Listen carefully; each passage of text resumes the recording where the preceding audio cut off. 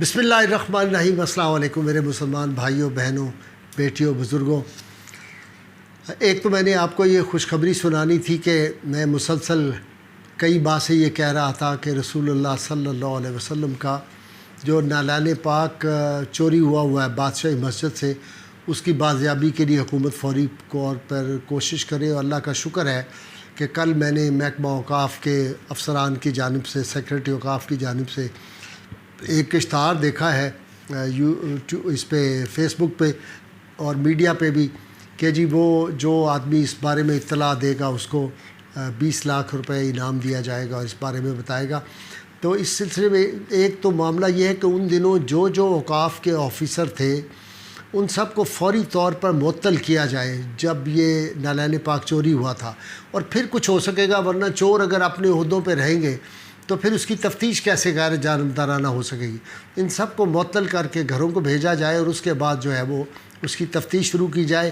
انشاءاللہ تعالیٰ آپ دیکھیں گے اگر وہ جو ہے برآمد ہو گیا نالان پاک، تو اللہ کے فضل و کرم سے، اس کی برکت سے، اور اس کو ہم بارگاہ رب العزت میں رکھ کے حضرت داتا صاحب کے مزار پہ دعا کریں گے، اور انشاءاللہ تعالیٰ یہ جو آفت آئی ہوئی ہے یہ مجھے یقین کامل ہے کہ دور ہو جائے گی۔ آج میں نے آپ کے سامنے جو بات بیان کرنی ہے، جو واقعہ بیان کرنا ہے، یہ بڑا ایمان افروز ہے۔ ایک بات تو طے ہے، تاریخ عالم اس بات کی شاہد و عادل ہے کہ جیسے جاں نثار فرما بردار اور جاں نثار اور جو تھے عشاق رحمت کونین صلی اللہ علیہ وسلم کو جاں باز اور جاں نثار میسر آئے، اس طرح کے دنیا کے کسی بادشاہ، کسی شہنشاہ، کسی جرنیل کو، کسی سپہ سالار کو میسر نہیں آئے۔ آج میں نے ایک ایسے جرنیل اور فداکار رسول صلی اللہ علیہ وسلم کا ذکر پاک آپ سے کرنا ہے، جن کی جرت، بہادری اور دلیری دیکھ کے آدمی جو ہے اس کا ایمان تازہ ہو جاتا ہے۔ یہ حضرت عبداللہ بن حذافہ سہمی رضی اللہ تعالیٰ عنہ صحابی رسول صلی اللہ علیہ وسلم ہے۔ 6 ہجری ہے، اور اللہ کے محبوب صلی اللہ علیہ وسلم نے دنیا کے بادشاہوں، حکمرانوں اور فرما رواؤں کو خطوط لکھنے شروع کیے تھے کہ تم ایک اللہ کی، اللہ وحدہ لا شریک جو ہے اس کی عبادت کرو، اور اللہ کے علاوہ سب کی عبادت جو ہے وہ چھوڑ دو اور شرک کرنا بند کر دو۔ حضرت عبداللہ بن حذافہ سہمی رضی اللہ تعالیٰ عنہ کو آپ نے کسریٰ کے دربار میں جو تھا وہ بھیجا، شہنشاہ ایران کے دربار میں۔ یہ رسول اللہ صلی اللہ علیہ وسلم کا خط لے کر وہاں پہ پہنچے۔ جب آپ صلی اللہ علیہ وسلم نے صحابہ کو فرمایا کہ بھئی میں تمہیں خطوط دے کے دنیا کے بادشاہوں کی طرف بھیجنے لگا ہوں، تو تم کہیں حضرت عیسیٰ کے حواریوں کی طرح کوئی خوف میں مبتلا تو نہیں ہو جاؤ گے، ڈر تو نہیں جاؤ گے؟ انہوں نے کہا یا رسول اللہ صلی اللہ علیہ وسلم، ہم تو وہ لوگ ہیں کہ غلامان محمد جان دینے سے نہیں ڈر جائے، یہ سر کٹ جائے یا رہ جائے پرواہ نہیں کرتے، آپ حکم کریں یا رسول اللہ صلی اللہ علیہ وسلم۔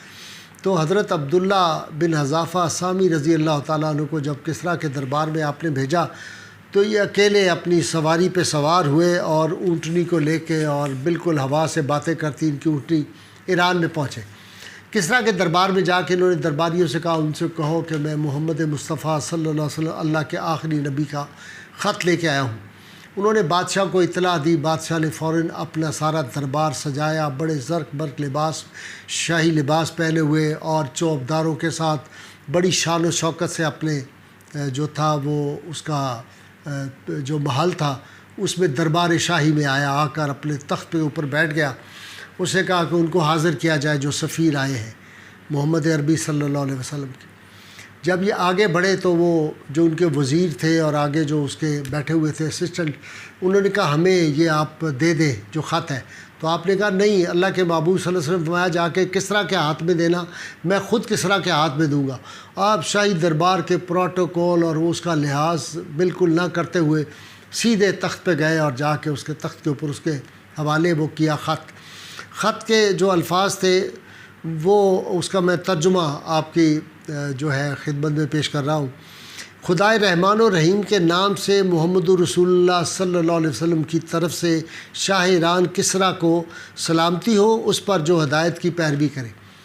اسے جب یہ خط پڑھا تو اس نے کہا یہ جرت، یہ عرب کے جو تھے بھیڑے چرانے والے، یہ مجھے اب خط لکھ رہے ہیں، اور پہلے ہی انہوں نے اپنا نام لکھا، محمد رسول اللہ سے شروع کیا، میرے نام سے خط شروع کرنا تھا، یہ تو پروٹوکول کے خلاف ہے۔ وہ طیش میں آ گیا، غصے میں آ گیا، اور اس نے توہین امیز رویہ اختیار کیا، توہین امیز الفاظ استعمال کیے، اور حضرت عبداللہ بن حذافہ سامی رضی اللہ تعالیٰ عنہ کو کہنا نکل جاؤ میرے دربار سے۔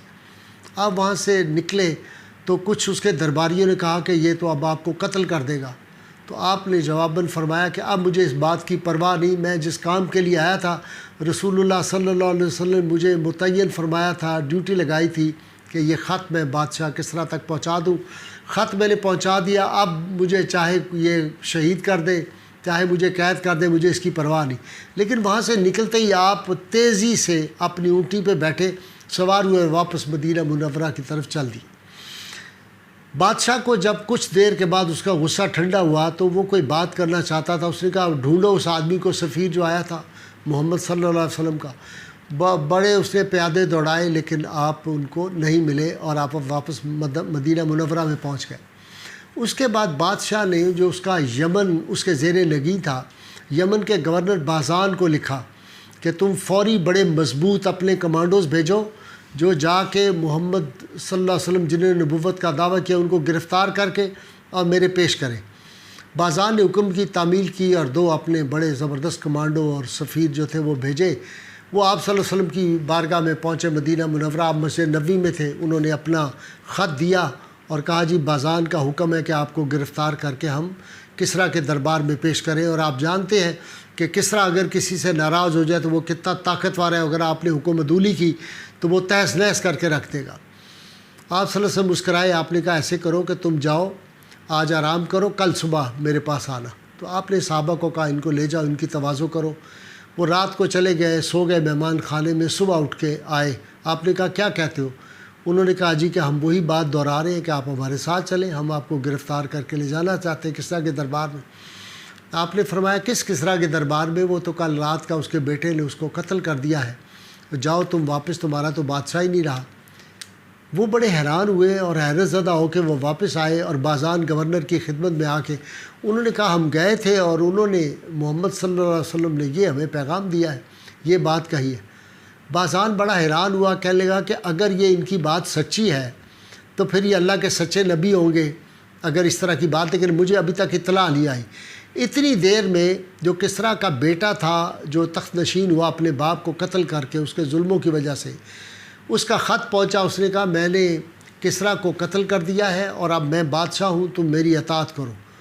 یہ بات سن کے بازان جو تھا اس نے کہا یہ تو اللہ کے سچے نبی تھے جنہوں نے یہ اطلاع دی تھی۔ اس نے کلمہ پڑھا اور وہ مسلمان ہو گیا۔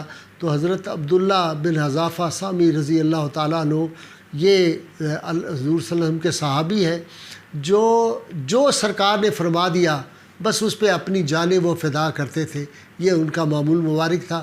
آج ہمیں ضرورت یہ ہے کہ ہم وہ اپنے اندر جانثاری اور عشق رسول صلی اللہ علیہ وسلم کا، اور جو نبی کریم صلی اللہ علیہ وسلم سے غیر مشروط محبت اور لامحدود وفاداری ہے، اور وہ جو نسبت عشقی ہے اس کو ہم قائم رکھیں۔ یہ دور وہ جا رہا ہے، یہ دور امتحانوں کا ہے، اگر ہم نے وہ کامیاب اس میں ہو گئے تو انشاءاللہ کہ محمد سے وفا تو نے تو ہم تیرے ہیں، یہ جہاں چیز ہے کیا لوح و قلم تیرے ہیں۔